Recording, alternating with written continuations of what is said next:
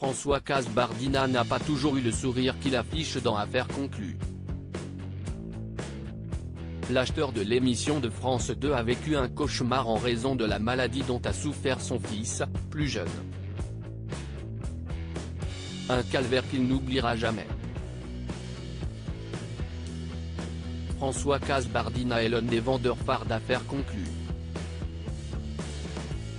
Depuis août 2017, le restaurateur et brocanteur fait partie de l'équipe de Sophie Davant dans l'émission de vente aux enchères de France 2. Aux côtés de Caroline Margeridon ou encore Stéphane Van Neudenhoven, l'ébéniste de formation tente de décrocher les plus belles pièces. Un vrai plaisir pour lui qui participe aussi régulièrement aux émissions spéciales du programme. Et un prime l'a particulièrement marqué en mars 2021 en raison de la participation de la chanteuse Natacha Saint-Pierre.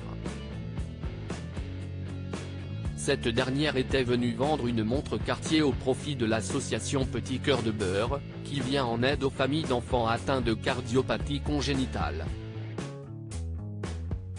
Une maladie dont a souffert son fils Bichente, avant d'être opéré du cœur.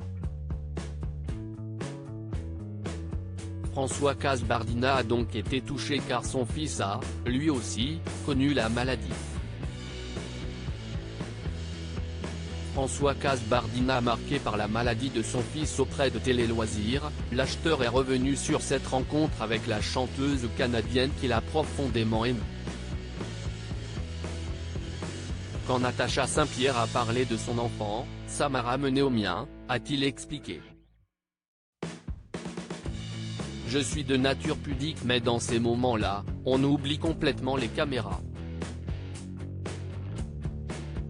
Si est devenu un échange entre nous deux et j'ai eu un peu de larmes aux yeux.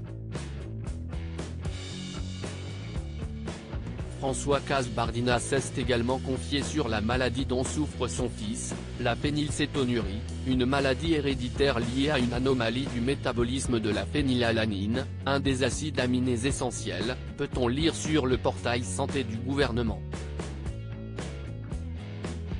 L'enfant de celui qui a été amené à travailler pour le prince de Monaco a ainsi dû suivre un régime végétalien par obligation et supporter un quotidien très difficile. On a passé des journées entières à l'hôpital, d'abord une fois par semaine et puis ça s'est espacé dans le temps, a-t-il continué. Heureusement, ce cauchemar est désormais loin derrière eux. Il fait partie des rares cas où le médicament a très bien fonctionné donc tout va bien.